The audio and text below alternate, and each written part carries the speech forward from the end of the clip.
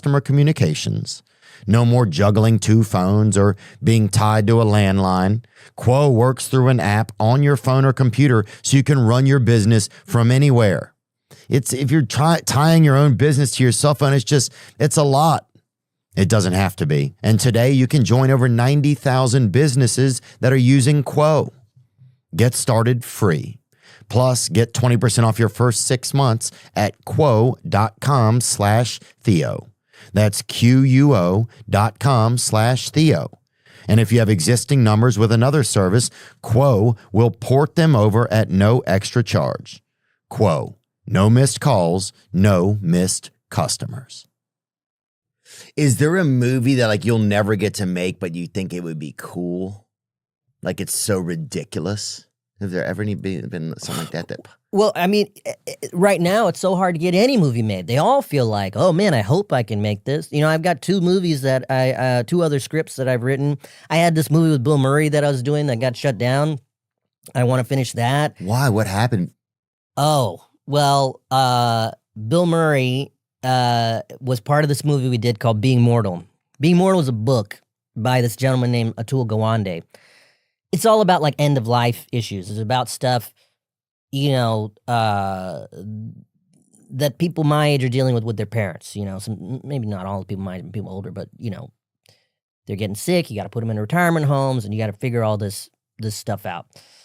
Very, you know, very interesting book, and it's cool about. Book? Very highly recommend this book. Have you met Atul Gawande? Yeah. I had to talk to Atul to get rights to the book, and when I decided to turn in the script, he helped me, and is he cool? There he is. Very cool, very smart guy. And so I thought, okay, this is like the book is not a fiction book; it's nonfiction. But I was like, oh man, if you turn this into a story.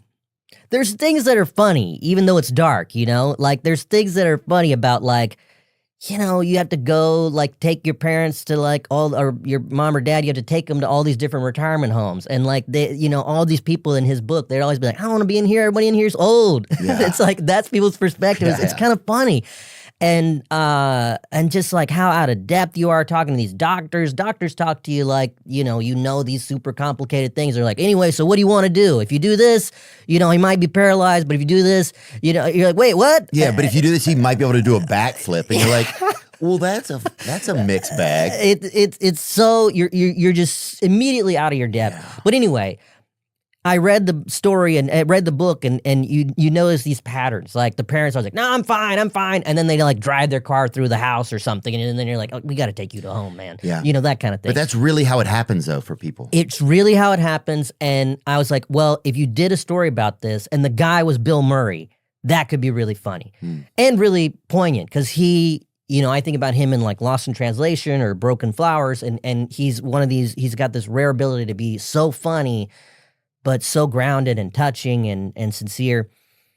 So I wrote the whole thing with him in mind. And there was no like, oh, I'll get another guy. It was like, this movie only works in my head if it's Bill Murray. I can't think of anybody else. I wrote it, and he's like famously the hardest guy to get a hold of. To be you can't even get him. Yeah, I knew him a little bit socially. I had his number. I call him. He answers the phone. I said, hey, I have a script that I wrote. You know, I said hello, whatever, and we talked for a minute. And I said, I was calling you because I wrote the script, and I think you'd be great. And he's like, oh, that's wonderful. You know, mail it to my house. Very old school. He's like, print it out, send it to my house. So I sent it to him. He calls me like a couple of weeks later. He's like, yeah, I like this. Can you send me the book? I sent him the book. He was really into the book as well. And we eventually set it up. Seth Rogen plays his son. Keke Palmer is playing Seth's wife. And we shot for like 3 weeks, and then something happened on set where Bill was inappropriate with someone that was working on the film. Oh, I remember something about that. Yeah. And was it real or was it fabricated? Who knows? I mean, something really happened. Okay, so something occurred and people felt their ways about it, right? Yeah, I don't want to get into it too much because it's not my story to tell. So something happened on set, something and you had to shut the movie down. Yeah, he had a mask on, a COVID mask, and this is from what I understand. He had a COVID mask on, and he was trying to be funny, and he was kissing this woman that he was friends with the mask on, trying to be funny, but this woman didn't like this and was upset, and eventually it turned into this whole thing, and they shut the whole movie down. No. Yeah. There's the Wikipedia page. But yes, this is what Bill said at the time. I did something I thought was funny. It wasn't taken that way. Blah, blah, blah, blah, blah, blah, The company, the movie and studio wanted to do the right thing, so they wanted to check it all out, investigate it, so they stopped the production. Yeah, the whole movie shut down. Dang. Said Ansari shared that 75. It wasn't 75%. We shot like half of it. But anyway, I can't remember how we started on this. But that, I'd love to finish that at some point. You know, if we can, because it was very special. But gosh, that must have been heartbreaking for everybody.